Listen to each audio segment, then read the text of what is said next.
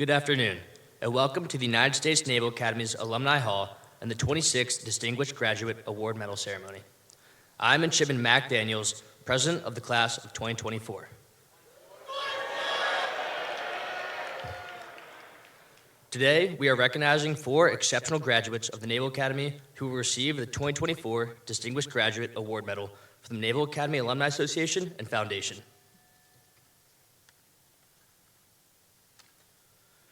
Please rise for the arrival of the official party, followed by the introduction of this year's Distinguished Graduate Award recipients. Please remain standing for the March On of the Colors and the playing of our national anthem. Ladies and gentlemen, the 65th Superintendent of the United States Naval Academy, Vice Admiral Yvette M. Davids, United States Navy, Class of 1989.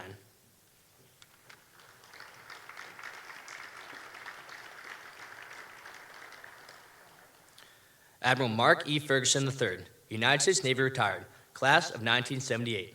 Chair, U.S. Naval Academy Alumni Association Board of Trustees.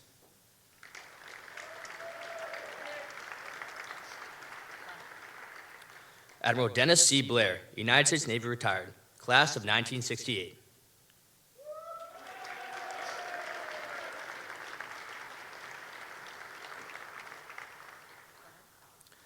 Admiral Samuel J. Locklear III, United States Navy retired, Class of 1977.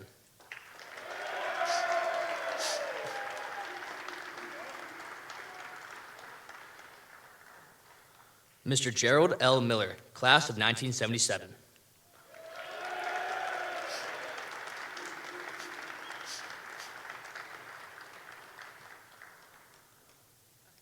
Mr. John F. Young, Class of 1978.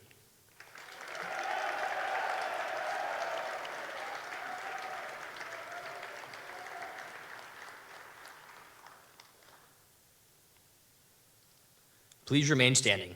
March on the colors.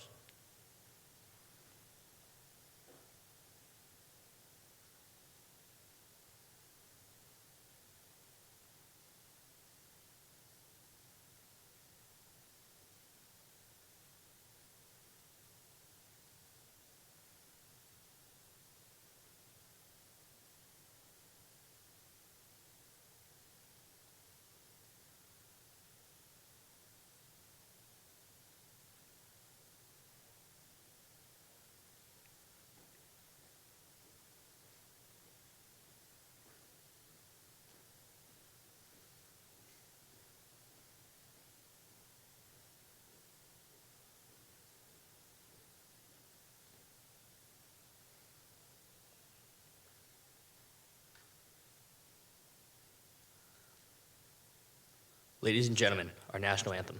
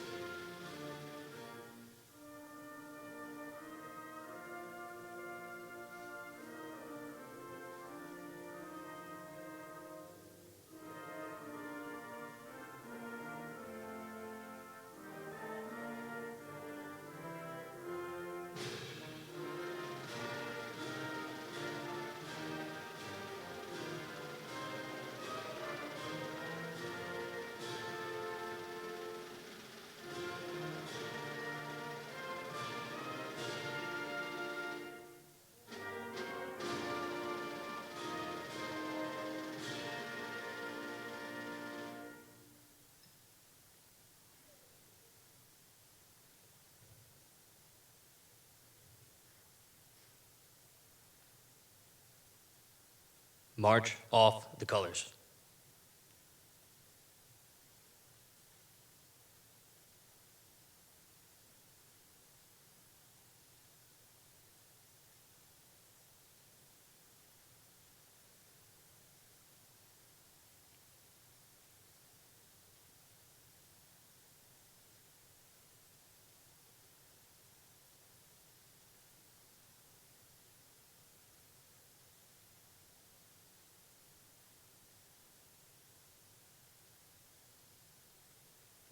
Please be seated.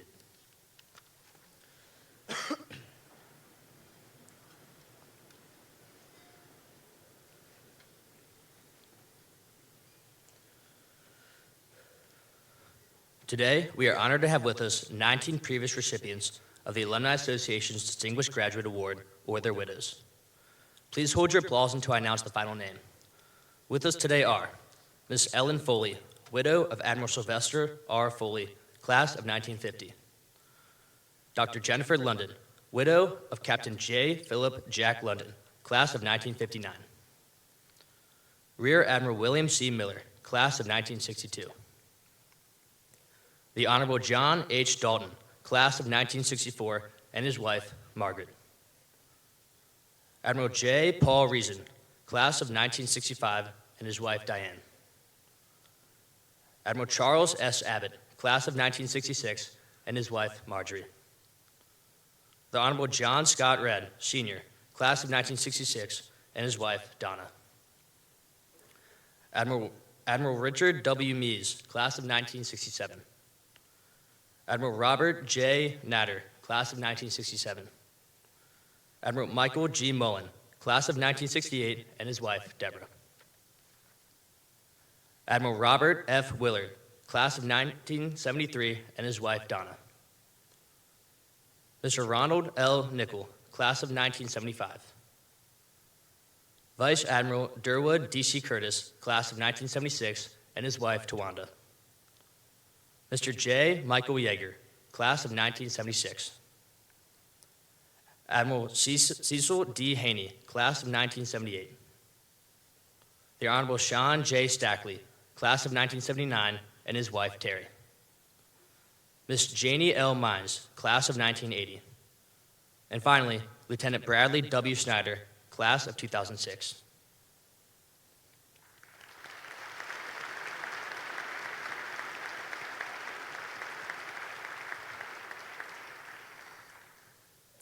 Naval Academy Deputy Command Chaplain, Lieutenant Commander Lauren Crone, Chaplain Corps, United States Navy.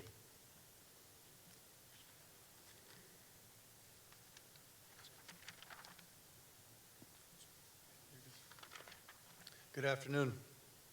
As we begin this ceremony in celebration of the actions and deeds of these remarkable, distinguished graduates, we take a few moments to remember the award recipients we have lost since our last ceremony in March 2023.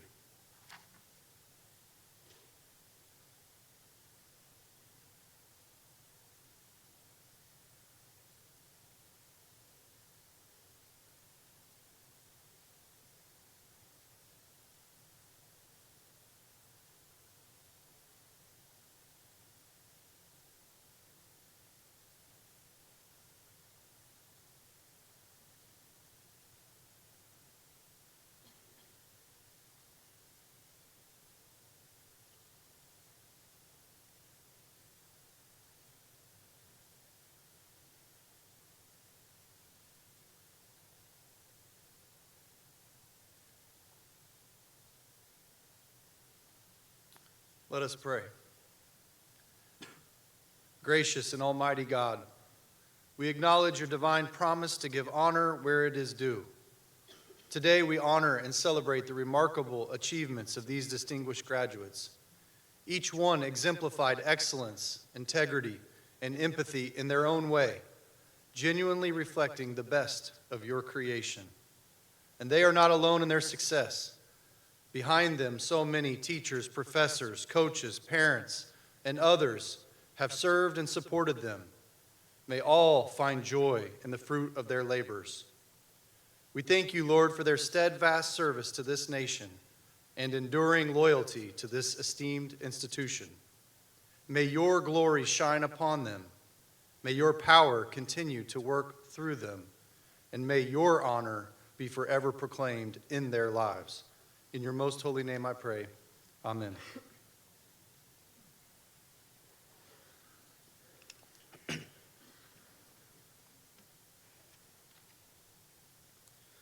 This is the United States Naval Academy and United States Naval Academy Alumni Association's 26th Distinguished Graduate Award Medal Ceremony.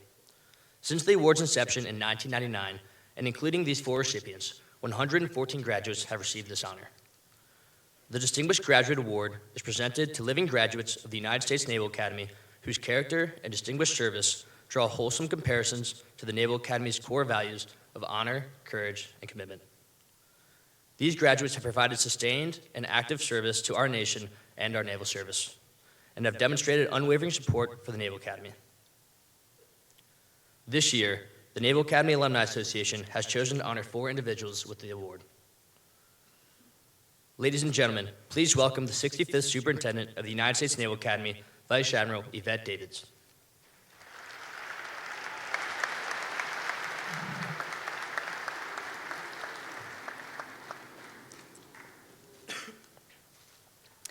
Welcome, everyone, to the 26th Annual Naval Academy Distinguished Graduates Award Ceremony.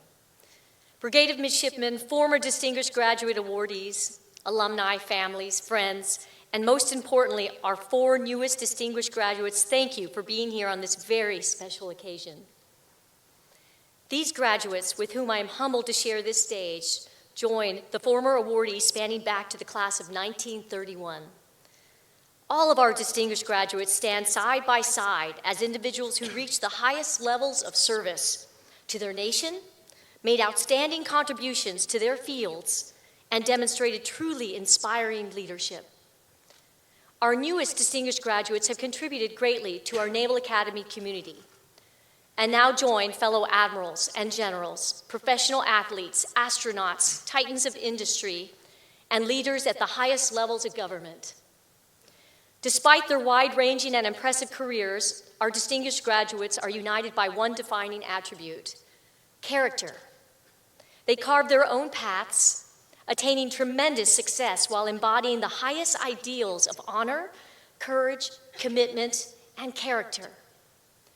Midshipmen, from the day you raised your right hand in T Court and swore to support and defend the Constitution of the United States against all enemies, foreign and domestic, until the day you cross that stage and retake your oath of office and throw your covers in the air, you undergo a profound transformation.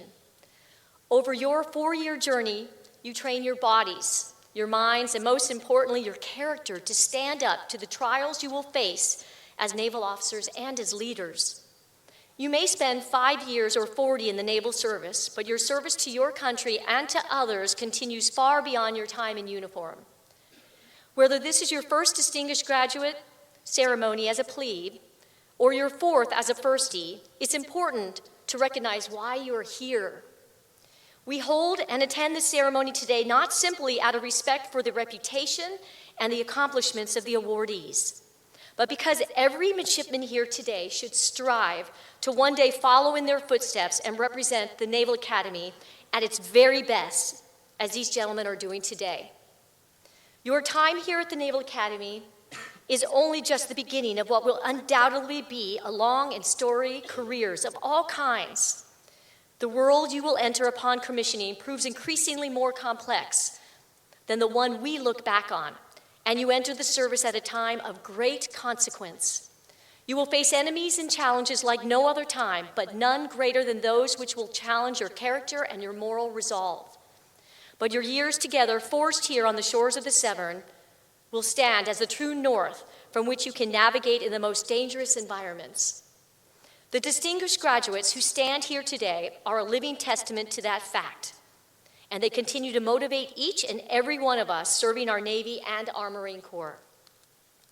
This Distinguished Graduate Award ceremony is special, not only to celebrate the distinguished careers and contribution of these 4 individuals, but this event also provides an opportunity for each of our awardees to provide some candid advice to the Brigade of Midshipmen. Admiral Blair, Admiral Locklear, Mr. Miller, and Mr. Young. Let me be the first today in our program to say thank you and congratulations. Thank you for a lifetime of service to our country and commitment to our Naval Academy. And thank you for the inspiration you provide to our midshipmen and to alumni worldwide. And on behalf of the Naval Academy, welcome home. So please join me, especially you midshipmen, in a rousing welcome to our guests.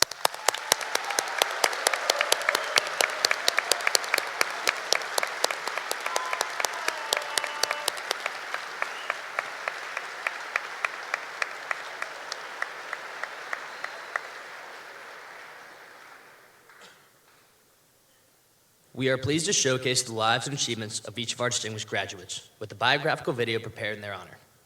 After the video, presenting the Distinguished Graduate Award Medal to each of our awardees is Midshipman Sean Patrick O'Dowd, Class of 2024 Brigade Commander. Accompanying him are Vice Admiral Davids and Admiral Ferguson. From the Class of 1968, Admiral Dennis C. Blair.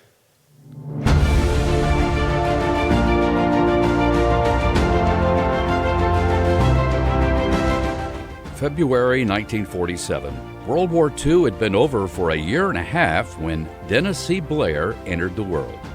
Born in Kittery, Maine, Dennis moved often with siblings Sidney and Julie and mother Abby Dora as his Navy officer father Carville moved to new duty stations as a submariner and electrical engineer. Dennis would become a sixth-generation United States Navy officer following his father and both grandfathers as Naval Academy graduates.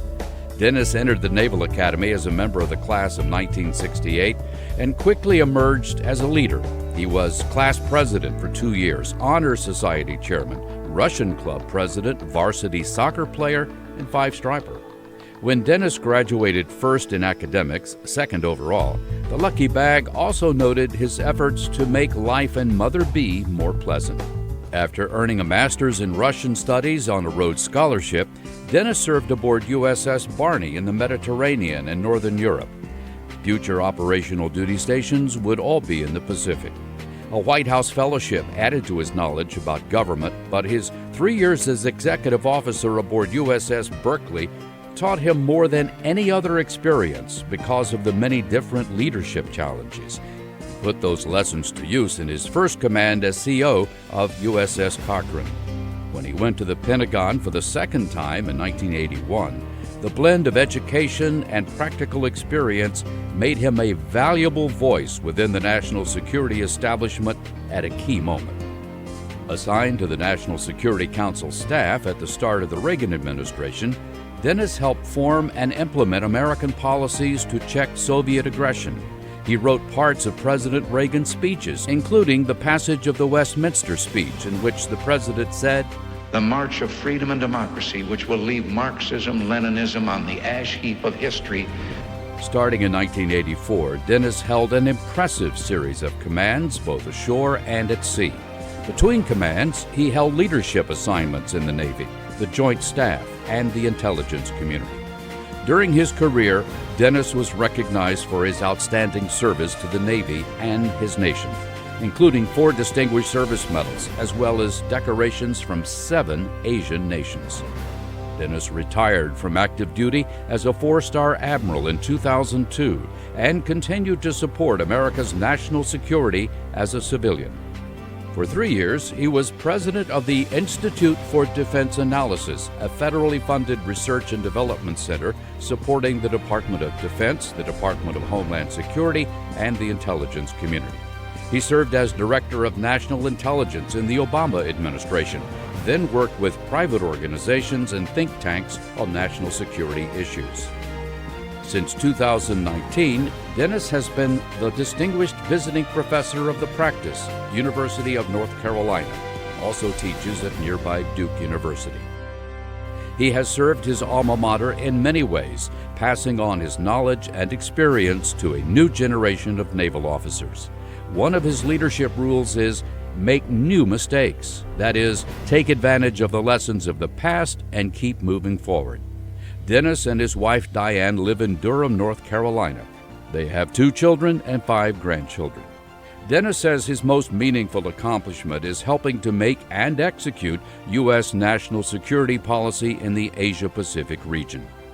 Admiral Dennis C. Blair, a 6th-generation naval officer who served with distinction at a critical time in his nation's history and played a key role in shaping America's national security posture.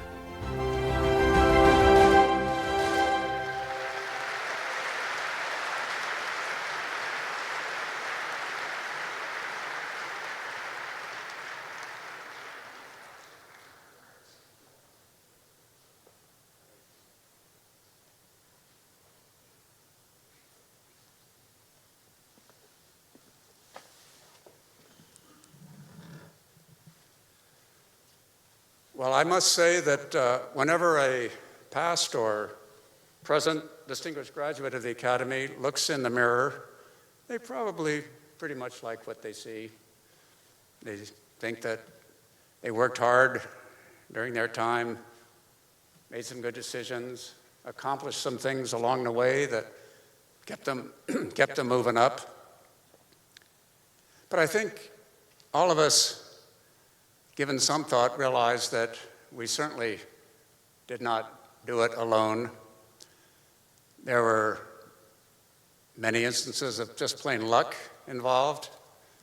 In addition, many times helping hands were extended that moved us along the way, opened up new areas, kept us moving forward. And I'd like to talk about some of those that had to do with my own journey. I think they began here at the Naval Academy. I had an absolutely wonderful company officer for the last 2 years I was here. Those in 36th Company remember Lieutenant Bernie Eberline. He treated us in that company, especially the first-classmen, as a wardroom, part of a team, heading for a common mission. He would set the places we need to go, never micromanaged us. And I think what motivated most of us during that time is we didn't want to let him down. He wasn't checking on us, he wasn't riding us, we just didn't want to let him down. And I always tried to take that atmosphere with me as I held various jobs in the future. Now later that year, and we're talking about 1968 now, that was a crazy year for the United States. Martin Luther King was assassinated, Robert Kennedy was assassinated, Washington was burning. ROTC buildings were being burnt down, and we were graduating from the academy and heading for Vietnam, except for Ensign Blair. He went to Oxford. I spent one term there at Oxford, and I thought, this is crazy. You know, everything here in a civilian foreign university is anti-military, anti-Vietnam, anti-war. That's my profession. I'm getting just pulled apart here.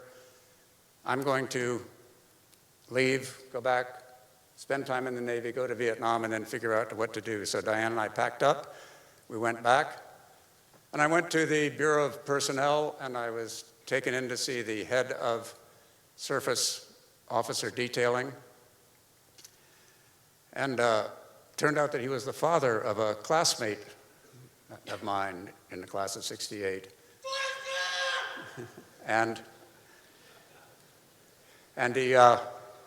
we talked a while. I told him what my position was, and he finally said, Ensign Blair, right now we have plenty of ensigns we can send to Vietnam. We don't have many we can send to Oxford. Go back. So I said, okay. And that sort of marked a turn in my life that really made a difference. A little bit earlier, the reason I went to see a surface warfare detailer was at selection night, and maybe it's the same here now, when you choose what branch of the Navy or the Marine Corps you want to be in.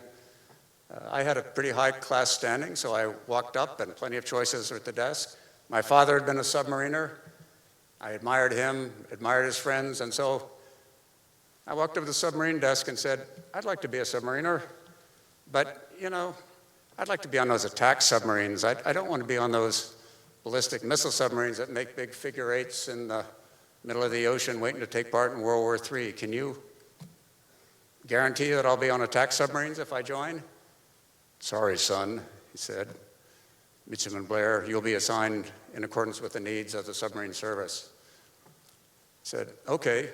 Went to the next table over, which was surface warfare, and signed up. And it turned out, again, that was just a very lucky decision for me. I loved going to sea, being on it instead of under it or up on top of it. And in addition, as you saw in that video, I had a fairly unusual career in the surface Navy. Really nurtured and encouraged me in that career, always kept me moving up the operational jobs that you need to progress in that community. brought me back in when I went out to do something crazy in some other agency, and that was, again, an extremely fortunate occurrence. Now, fast forward about 10 years or so, I had applied for a White House fellowship, and the first interviews took place, and it looked like it was going to be pretty close to the date that our second child was going to be born. And in fact, Diane said, "Dennis, it's time to go." And that was the day before I was supposed to show up for this interview. So I called the White House Fellows Office and said, "Sorry, got some higher priorities, can't make it. I'll maybe think about this sometime in the future." So our daughter, unlike her older brother, was a relatively quick arrival. And when all of that had settled down, Diane was there, Pam was off in the incubator in the side room. Diane looked up, opened one eye, and said, "Aren't you supposed to be somewhere?" And I said, "Yeah, this is this White House Fellows interview," but I told him I can't make it. Here I am, you've just been through a lot. Opened the other eye and said, "Listen, all I want to do is sleep. Why don't you get out of here and go down to that interview?" I said, "Really?" She said, "Yeah. That's all I want to do." So off I went, managed to win a White House fellowship at that time, and again, that not only made a lot of different paths open for me, but it also was a great recruiting tour to stay in the Navy to see what happened on the outside. So final incident, fast forward to 1989. I'm a hot-running surface warfare officer. I was the executive assistant to the commander-in-chief of the U.S. Pacific Fleet. Major command selection occurred. I received my letter, and it said, I was just trying to think which Aegis cruiser I'd be in charge of, which destroyer squadron, and said, "You will report as commanding officer of Naval Station Pearl Harbor." I looked around to see if I was wearing my uniform wrong or what I'd done to get this dead-end kind of a job, and I read on down the letter, and I was part of the Naval Station Improvement Program. That is making up for the neglect of underfunding and underattention to naval stations all those years by putting some of the more highly regarded captains in charge of them. "Okay," I said, I'll go do my job and just be one victim of some program. It turned out to be one of the most challenging, educational, interesting jobs I had during my time in the Navy, and about a year into it, I got a call that said, "By the way, you've been selected for Admiral."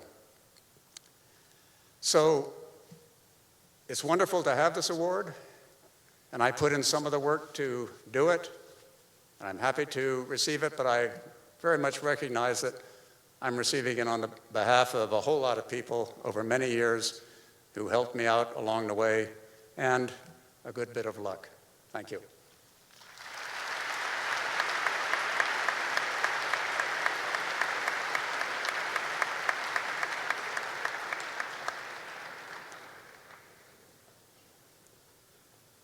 From the class of 1977, Admiral Samuel J. Locklear III.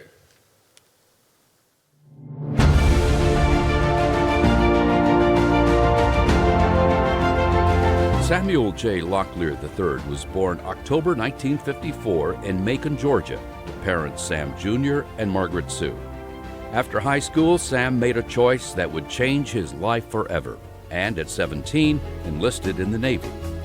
Early in his enlistment, a wise Master Chief Petty Officer urged him to seek an appointment to the Naval Academy. In 1972, Sam attended Naval Academy Prep School and entered the Academy in the class of 1977, where he joined the 7th Company Sea Dogs and chose Operations Research as his major. He was a talented performer in the Glee Club and a natural leader, eventually becoming the 1977 Honor Set Brigade Commander. Recognizing early his love of ships at sea, he chose surface warfare as his future. During his early years at sea, Sam served aboard USS William V. Pratt as Main Propulsion Assistant and Missile Fire Control Officer, where he qualified as a Surface Warfare Officer. He was then selected for training and service in the Navy Nuclear Propulsion Program and served as Electrical Officer in the USS Carl Vinson, Operations Officer in the USS Callahan, and Executive Officer in the Nuclear Cruiser USS Truxtun. 1993, Sam took command of USS Leftwich, a Spruance destroyer, deploying to the Arabian Gulf with Nimitz Strike Group. He was then chosen to command Destroyer Squadron 2 and deployed as the Eisenhower Strike Group Sea Combat Commander. After serving as Executive Assistant to Vice Chief of Naval Operations, he served as the 78th Commandant of Midshipmen and was selected to the rank of Rear Admiral. In 2002, with conflict in Iraq imminent, he commanded the Nimitz Strike Group, conducting sustained combat operations during Operation Iraqi Freedom. Ashore, he was assigned to the CNO staff, significantly shaping our future Navy while serving as Deputy Director of Surface Warfare and Director of Programming Assessments, where he was responsible for the Navy's annual program of over $130 billion.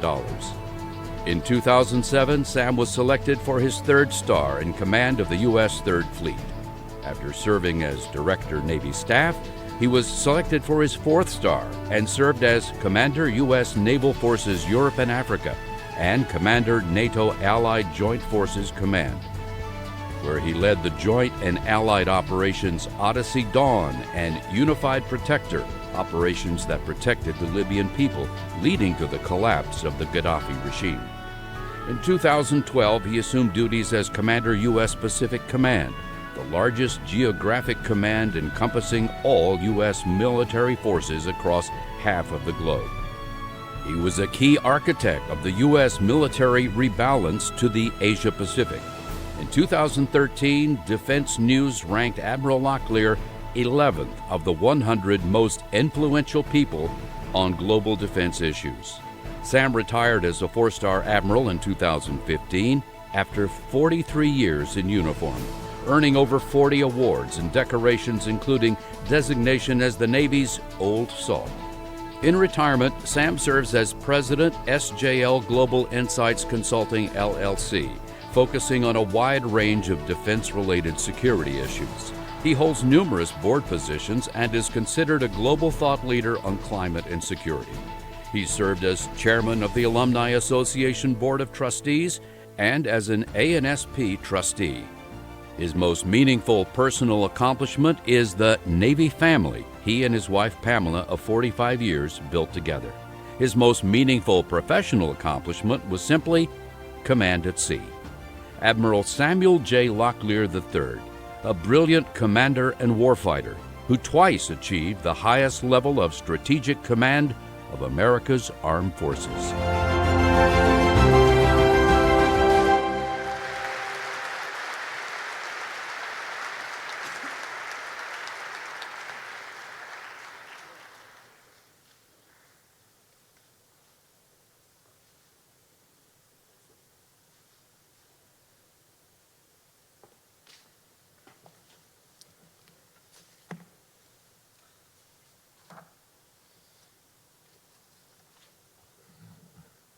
Well, good evening.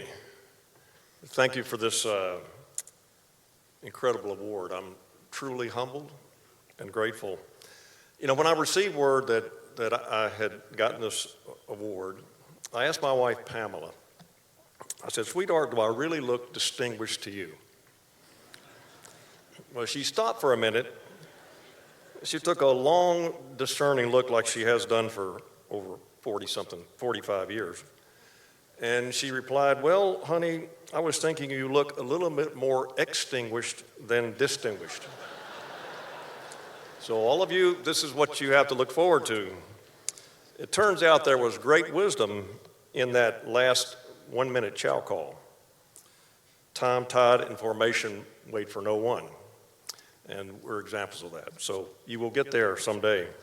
And believe it or not, there are some of you in this audience today who 5 or 6 decades from now will have the privilege of representing our Naval Academy as distinguished graduates. Now, from the video that you just saw, you're probably saying to yourself as midshipman, you know, that's a lot of work.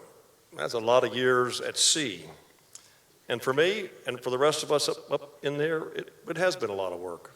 And for me, it was a lot of years at sea, which I love dearly. But it takes more than just days at sea to become a distinguished graduate and to be able to stand up here. You really don't get to stand up here on the stage without the support of your classmates. My class, the great class of 77, which I will remind everyone, never lost to Army. They had many choices of who they could have put on this stage. They had aviators, SWOs, submariners, cyber warriors, astronauts, doctors, lawyers, politicians, and for some reason they chose me. But thank you, 77. Thank you for my great class of 77 that I mentioned never lost to Army. I'll do the best I can to represent you guys. Thank you. Now, you also don't get to stand up here without great mentors. And for you midshipmen, it's not the mentors in your life that you choose, it's the ones who choose you. And sometimes you might not exactly want them to choose you, but they do, and you have to listen to them. I had great mentors along the way, many who would smack me down when my pride and arrogance got in the way of the mission. Mentors who kicked me in the backside when I was wallowing in my own self-pity, and mentors who helped me persevere when things seemed too hard or hopeless. Like I said, I had many great mentors, but I'll mention two. First, and most important, was my father, who had the wisdom to allow me as a 17-year-old, his only son, to enlist in a Navy that was completely unknown to our family during an unpopular Vietnam War, a son who had never been to sea and had only seen the ocean once or twice. The second was my Master Chief. I call him my Master Chief because he was the most influential individual in my entire Navy career. Roger Oglesby, Master Chief Machinist Mate. He was the epitome of an intrusive, in-your-face leadership. Early on, my Master Chief recognized something in me that as a young 17-year-old I could not see in myself. With smoke and flames coming from his nostrils, he grabbed me by the stacking swivel. Everybody knows what that is, I hope, in here. And he looked at me, he said, "Boy, you're going to the Naval Academy." And I replied, "Master Chief, what is that?" He said, "Shut up and you let me worry about it." And you know what?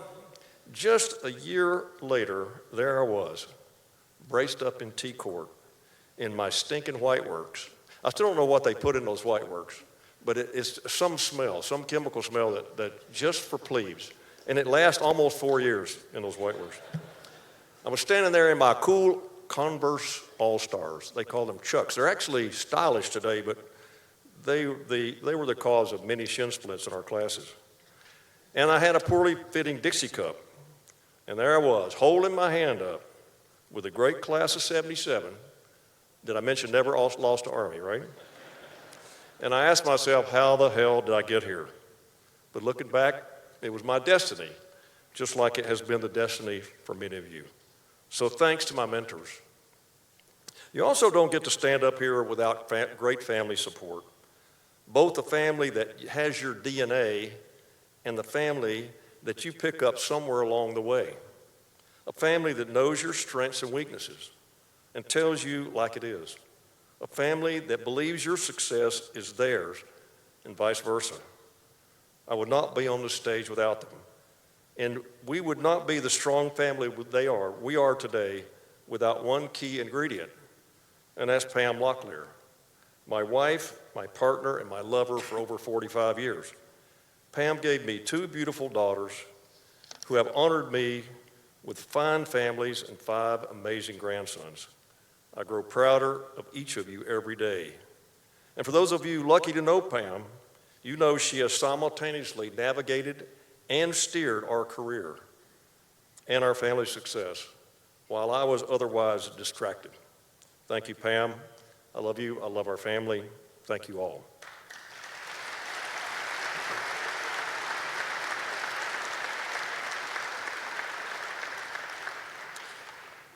And certainly you don't get to stand on this stage without the support of the many soldiers, sailors, airmen, Marines, and civilians that you will have the honor and the privilege of leading. But these people must allow you to stand on their shoulders.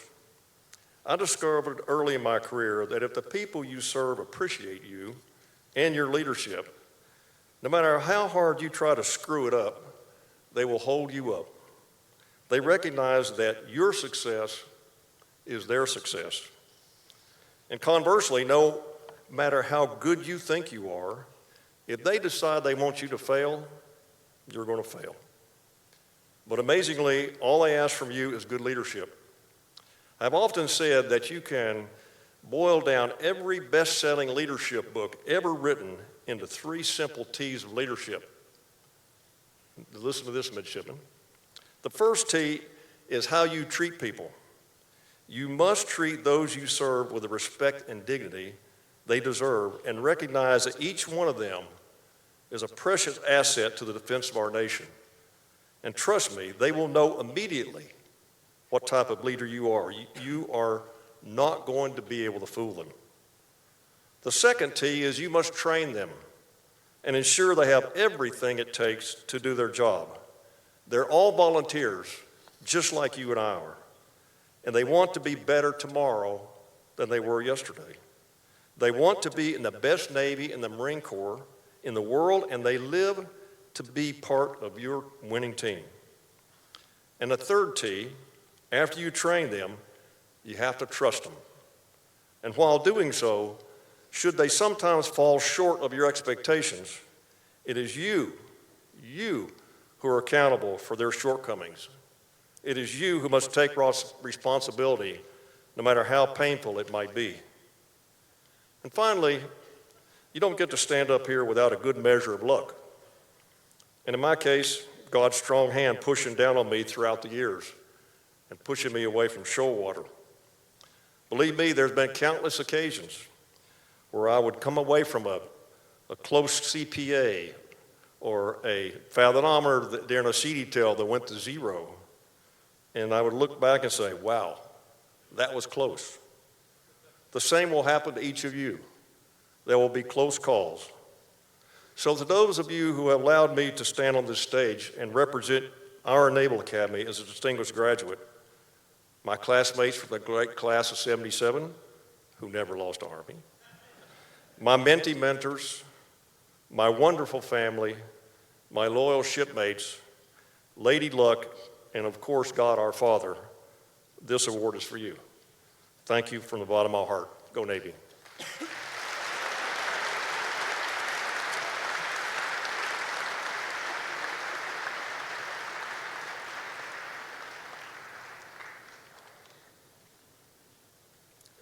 From the class of 1977, Mr. Gerald L. Miller.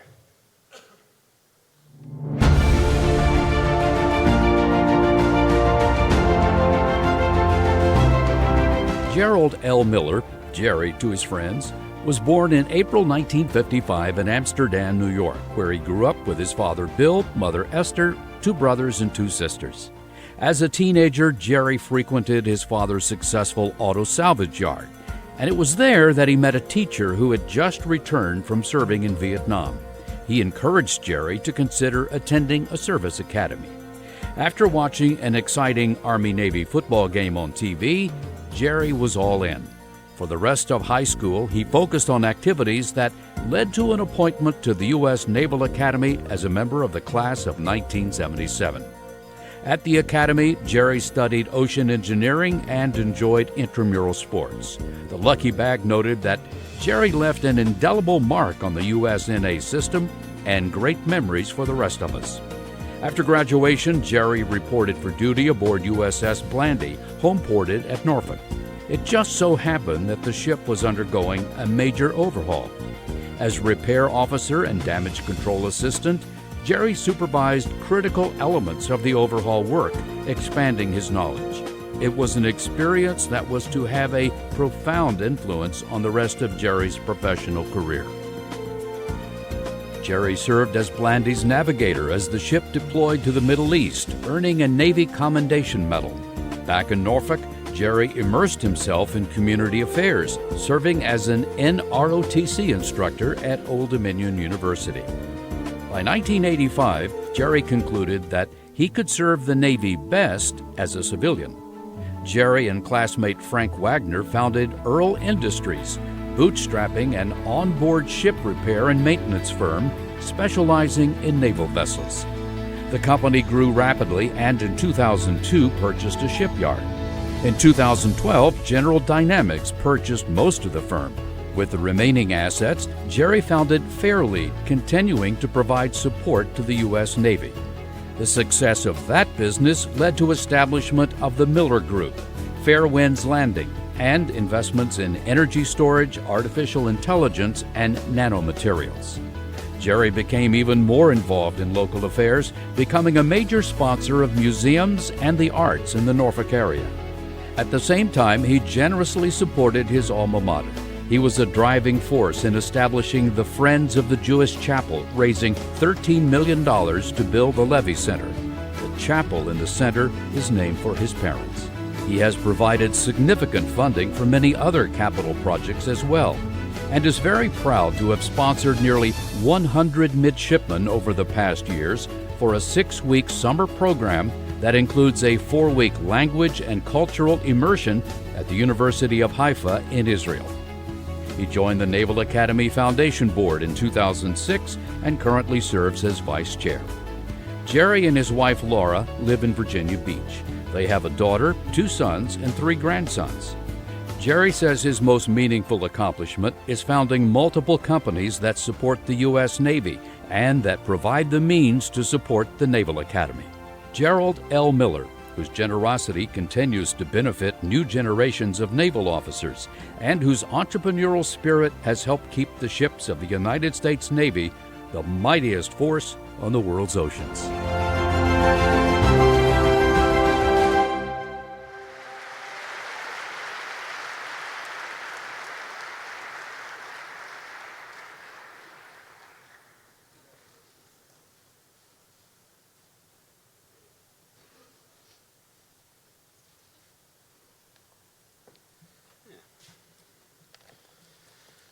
Thank you. First, I'd like to congratulate, whoa, that's not me. Thank you. I'd first like to congratulate my colleagues here on their well-deserved recognition. I'm humbled and very grateful to receive this award. I have many people to thank for this recognition, especially my classmates from the great class of 1977 who are well represented here today. Being nominated by one's classmates makes this award particularly gratifying. I'd also like to recognize family who are here today, our sons Bill and Eric, our daughter Heather, and my 2 brothers and their wives. Thank you for being here.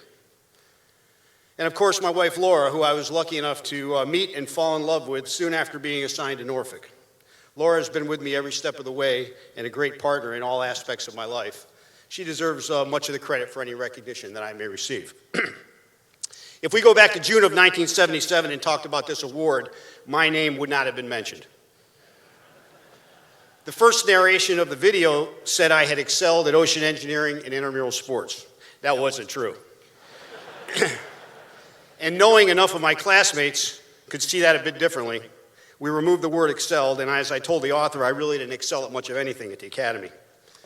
Although I did organize a few weekend events on occasion. What I did, however, was make a lot of great memories and some forever friends that I wouldn't trade for anything. As the video said, I grew up in Amsterdam, New York, and had always wanted to serve America. I truly thought I'd join the Navy to see the world, but as it turned out, the Navy assigned me to Norfolk in '79, and I've never left the Hampton Roads area.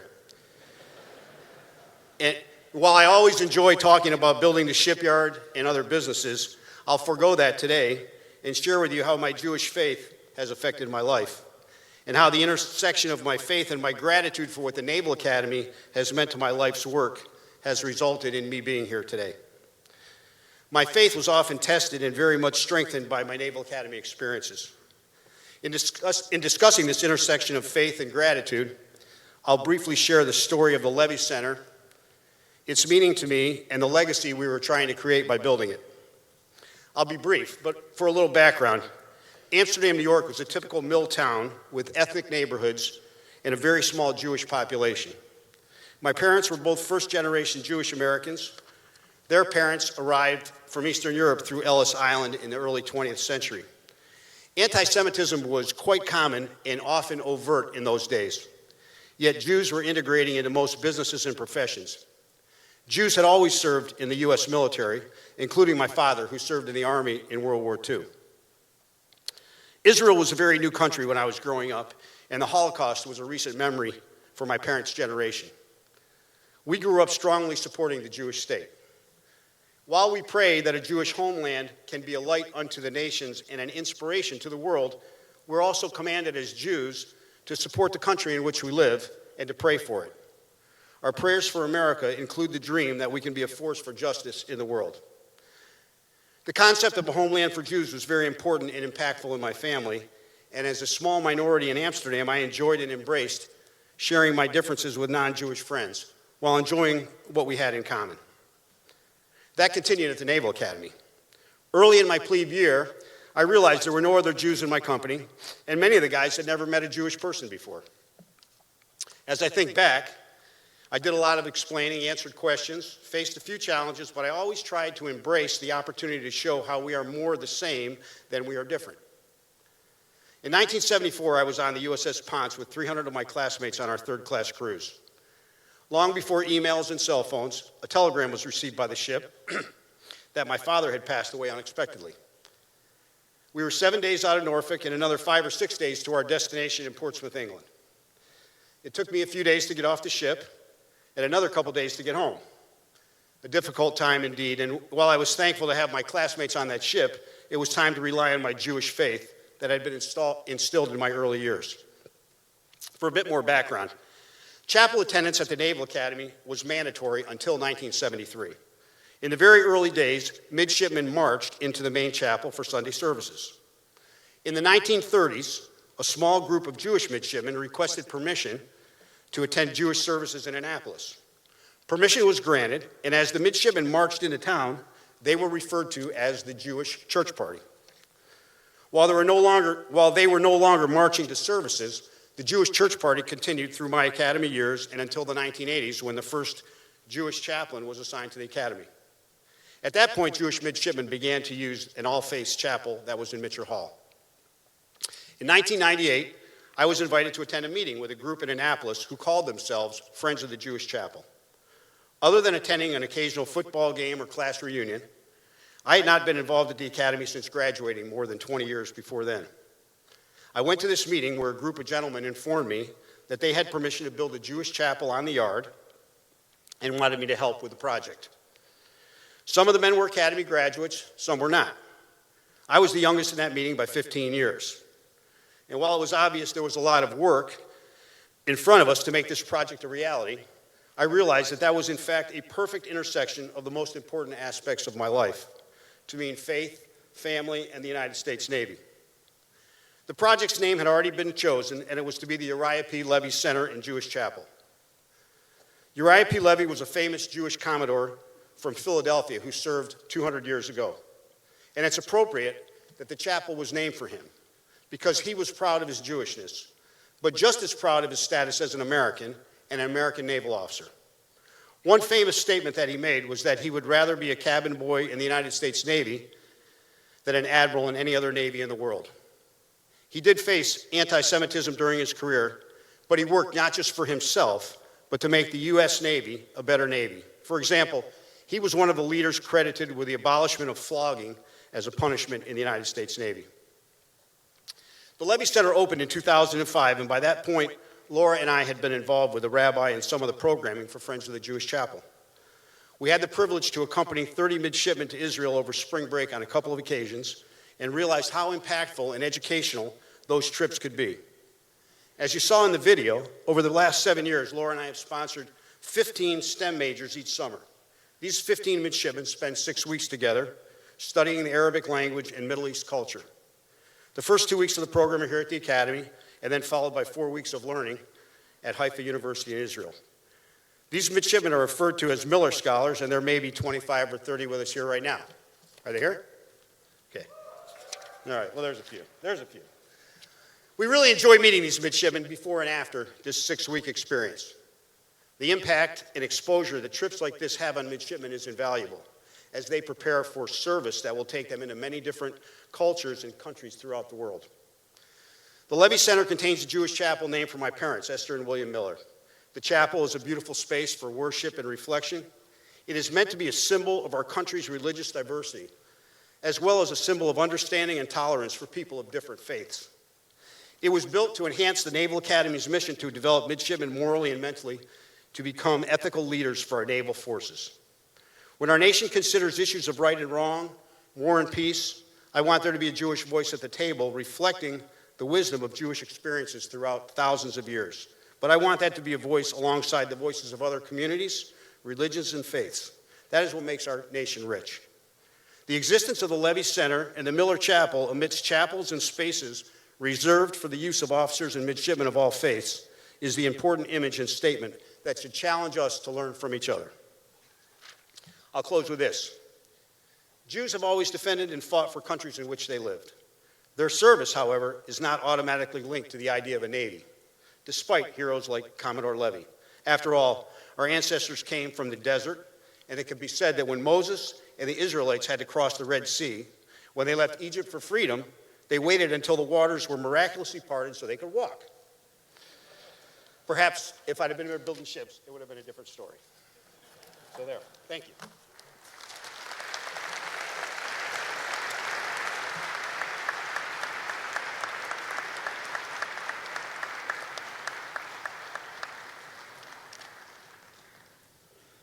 From the class of 1978, Mr. John F. Young.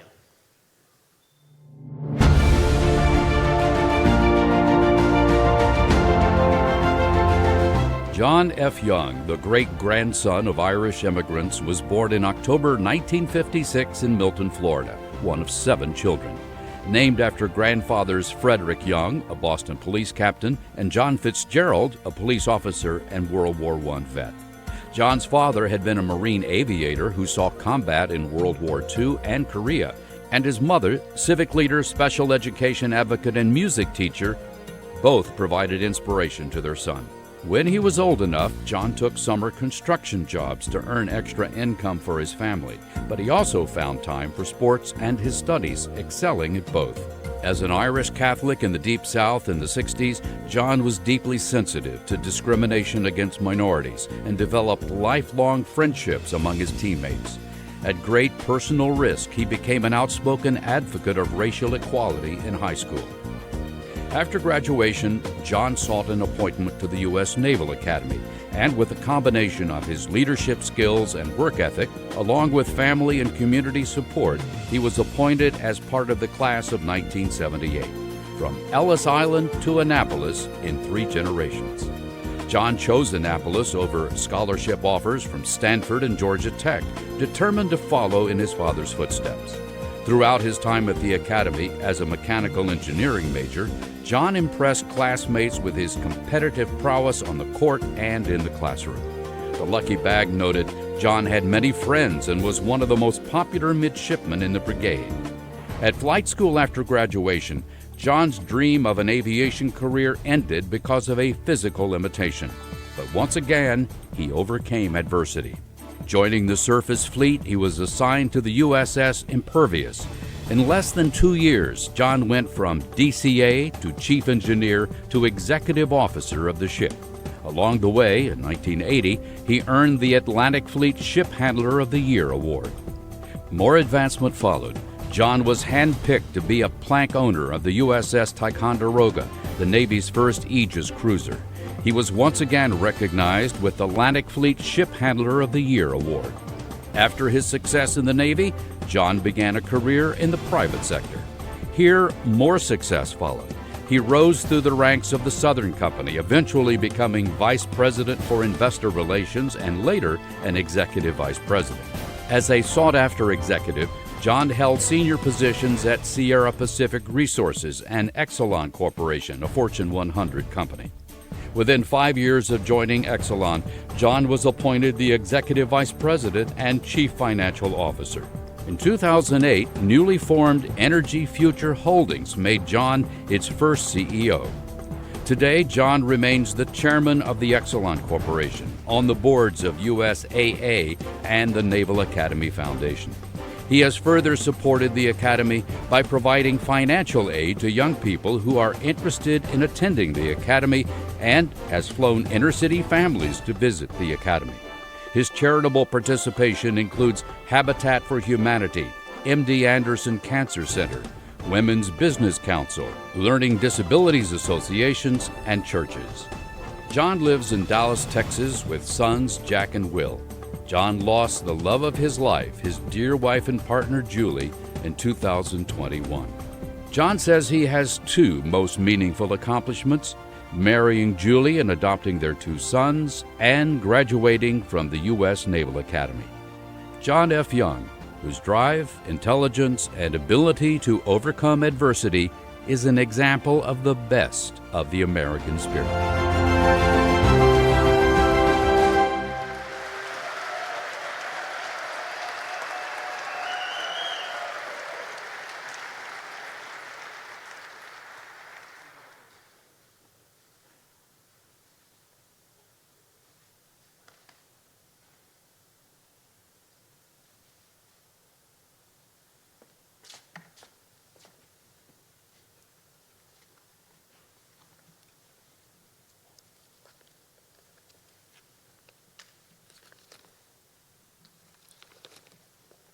Okay, I found it. I had dinner last night, and I skipped it a little bit to join a couple of people that replaced me when I left Energy Future Holdings, the general counsel and the CEO. They had a conversation they needed to have with me. And I told them what was going on here, and they said, John, every time somebody's written a speech for you, you usually throw it away and rip it up and just kick it off the flesh. But I'm not going to do that tonight because this is too important. I will start with, thanks to these gentlemen here, this is quite the event. I have really a lot of respect for each and every one of them. We got to ask a bunch of questions today, and when Mark Ferguson calls me and tells me I've been named this, I just cried a lot. So I'm going to try not to do that. So as it reads, I'd just say, ladies and gentlemen, distinguished guests, the fellow awardees, my great fourth company mates,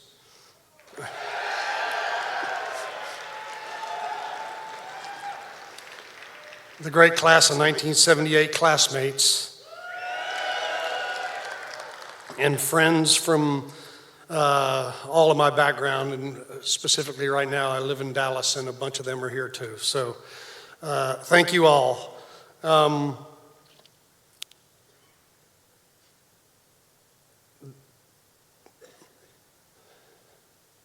What's most important here for this presentation is the Brigade of Midshipmen. And I hope you've learned a lot from the gentleman that preceded me. And maybe you'll get something out of what I have to say, but we'll see. I'm humbled to be the recipient of this prestigious award, to be recognized by this venerable institution, which has shaped generations of leaders, is truly a profound honor, and I believe the testament to the values instilled in me during my time here at the Naval Academy. I must express my gratitude to the Academy for the unparalleled education, mentorship, camaraderie that have guided me on this remarkable journey. It was here in the hallowed halls of Mother B and the basketball battles on the multi-purpose gym, which may have or may not have been conflicted with study hall, that I learned the principles of hard work. To the brigade, I know that all of you, especially the firsties, are thrilled to be here listening to my profound and thoughtful remarks, instead of wasting your time on Liberty and having a cold beer or two. Am I wrong? Yeah, I didn't think so. I'd like to say that once I sat where you're sitting today, but I'm so old and gnarly that isn't even true because this magnificent alumni hall did not exist when I was a mid. But I was one of you. While never in a million years did I expect to stand before you as a distinguished graduate and be counted amongst these other esteemed graduates, but here I am. Thank you, guys. Rather than dwell too much on myself on how I arrived at this podium, I thought I would share why I think everyone in this hall could and should be on this stage. I attribute the success I have enjoyed to my career, shaping and modeling the character imbued in each of us. Imbued, I don't know what that means, but that English majors wrote this for me. In each of us, from the moment we entered Bancroft Hall through the day we threw our hats off in the air. And is the character that not only helped me on the road to success, but even more importantly, enabled me to deal with the obstacles, challenges, and yes, failures I have encountered along the way. That character lies within each and every one of you. Don't give up the ship is not just a slogan on a t-shirt in a mid-store. It is a belief and a passionate commitment to yourself and those who serve with you that you will gut it out, even against the daunting odds, to get the job done and done right. There's another great naval saying, this one from John Paul Jones, that has served me well. He who will not risk cannot win. When you first-class midshipmen graduate in less than 10 weeks, you will be facing what we call the minimum of 5-year service obligation. But that term to me is a little bit of a misnomer. While it is an obligation, it's actually an opportunity.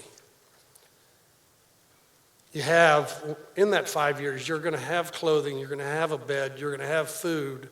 You got all the essentials taken care of, and you've got plenty of senior and junior enlisted men that are going to teach you a whole lot more than you've learned here. And I think you guys all agree with that. So I think that's maybe the greatest opportunity a 21, 2, or 3-year-old adult could have, is have that security, and yet the learning continues, and that opportunity shouldn't be told as an obligation. That kind of makes it sound like it's a negative thing. So I viewed my career, both in the Navy and out, as an opportunity, not an obligation. On May 24th, you will be given an honor and the opportunity to become what you have trained for over the last 47 months, a leader. As you lead and learn in every step of your career, I urge you to embrace the risk of new challenges and new assignments, and be willing to take the road less traveled, both in the fleet and beyond. You may make great mistakes along the way, but that is how a good leader becomes a great leader. As you've already learned as midshipmen, no success is achieved alone. It was my family, my classmates, my fellow officers, and importantly, my senior enlisted who made sure that when the challenge seemed insurmountable, I got up, brushed off my uniform, and got back in the fight. I failed to mention one other person, and that is, at the time, Lieutenant Terry Daly, who was a magnificent company officer and a great mentor to me and my classmates. My journey started from the humble beginnings in the Florida Panhandle in a small town called Milton. For those Navy pilots, that's where Whiting Field is, and a lot of the primary training takes place there still. I came to this institution with a great foundation of an extraordinary work ethic and beliefs instilled in me by my loving parents. My father was a proud Marine aviator who flew in the Pacific during World War II and later in the Korean War. On one spring day in 1974, he came early to one of my baseball games, and the head coach told me to go see what your dad had. And he had an envelope in his hand as he was leaning over against the sideline rail, and asked me to look at it, and it was my appointment from Congressman Bob Sykes to the Naval Academy, or the principal nomination, which is effectively the same thing. And my dad asked me, he said, who's this from and what did they get? I said, it's the Navy. He says, so who are you going to pick? Because I had gotten appointments to West Point and Air Force and the Coast Guard Academy as well. And I said, I think I'm going to take the Navy. And he said, well, and the Marine came out in my father. He says, remember one thing, you're just transportation. And that's my dad. He made us put boxing gloves on if we were arguing with each other, and 3 of my brothers are in here, and we remember fights in the backyard. But that's the Marine in him coming the whole way. So my journey, I already said that part. I got to turn this page. Okay, along the way I've faced countless challenges and obstacles, but it's the lessons learned from my upbringing in the naval service that have guided me through the adversity and propelled me towards success. As a naval officer, I was taught the importance of leadership, integrity, and accountability, values that have been the cornerstone of my business career and my family life. When navigating the turbulent waters of the corporate world, my English major classmate insisted that I use that line. I strive to lead by example and uphold the principles of fairness and respect, while at the same time showing a willingness to make the hard decisions. Today is a day for celebration, but there's one person who changed my life who is not here today. My wife, Julia, who died 3 years ago from cancer. It is not here to say that this great honor is bestowed upon me. She was my loving partner for 20 years, and this award would not have happened without her trust, encouragement, and wise counsel. I know she's here in spirit. Remember that success is a team sport. Your classmates, your company mates, your enlisted mentors all helped you get to where you are today. And that will be even more true when you go to the fleet and later perhaps serve in the government or the private sector. Be a leader. Take care of your people and they will take care of you. Always give credit to your team for success and always take the full responsibility for your failures. That undoubtedly will come your way. As my golfing buddies like to say, sometimes it's better to be lucky than good. Well, I was fortunate to be a member of the great class, Naval Academy class of 1978, with an extraordinary number of flag officers and corporate leaders. Our stature as an elite class can be objectively, and not so objectively by me, applauded. Our class, like this situation, has a proud legacy of service. In closing, I would like to express my deepest gratitude to my family and my son Jack and Will. A lot of them are here, so I'm glad they could make it, whose wavering love and support have been my greatest source of strength and inspiration. To my mentors, classmates, colleagues, and friends, some of who've traveled great distances to be here today, thank you for your believing in me and for helping me along the way. And finally, to the United States Naval Academy, thank you for this incredible honor. I will cherish it always, and I will continue to strive towards excellence in all that I do, guided by the timeless principles that were ingrained in me. So thank you very much.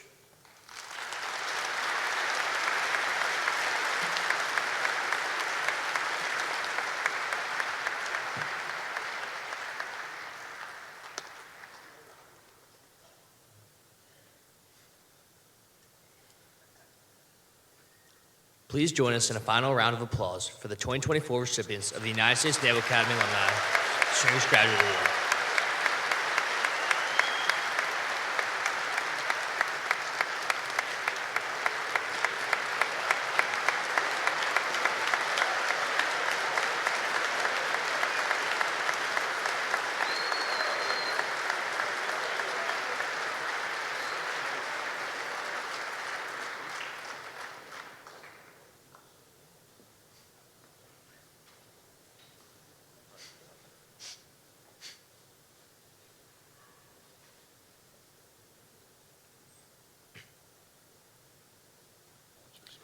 Ladies and gentlemen, please remain standing for the Navy blue and gold.